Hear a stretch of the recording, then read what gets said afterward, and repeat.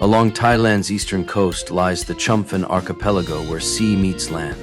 Each day, here the tide rises and falls with quiet certainty. But as evening comes, the water begins to withdraw and a hidden world appears. A world between two extremes.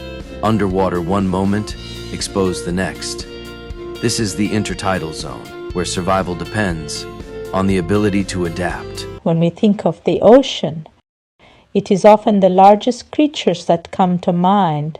The whales, the sharks, giants of the open water, the spectacular hunters. But here, in the shallows, as the tide begins to fall, the most fascinating stories belong to creatures most people never notice. A violet sea snail, Yevheniia, a pelagic drifter living at the ocean's surface. But here, in the surf, it has been cast ashore, far from the currents that once carried it. The hermit crab, a traveler carrying its shelter. Without protection, it would dry out in minutes, so it makes its home inside the discarded shell of another animal. And when danger threatens, this borrowed refuge becomes its armor. Bladderwrack, a seaweed anchored firmly to the rock. Even as the tide retreats, it remains in place, held fast against wind, sun, and drying air. Its tough, flexible body traps moisture within, allowing it to endure hours without the sea.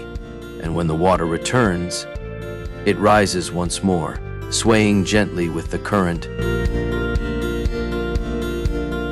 Beneath the sand, another world lies hidden. Here, polysheet worms move unseen, tunneling through the sediment. As they feed, they recycle the very ground beneath them. Their presence is revealed only by delicate patterns etched into the surface above, small and easily overlooked, yet these quiet engineers help sustain the life of the entire shoreline.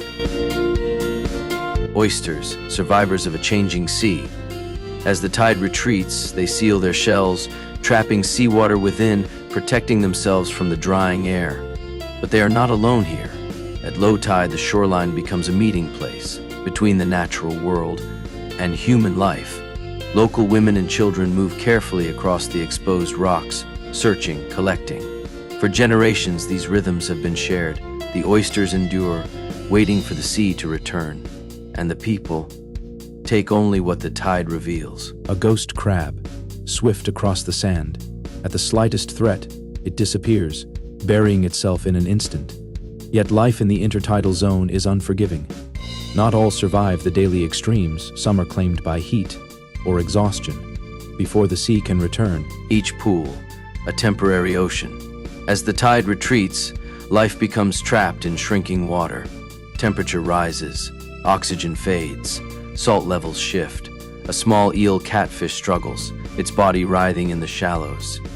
For a few hours, survival here is a race against the elements. Only the most adaptable endure. Soon, the sea will return, and once more the shore will seem empty. But beneath the surface, life continues, unseen, unceasing. Countless small creatures, each playing their part. For in the natural world, the greatest stories are often the smallest.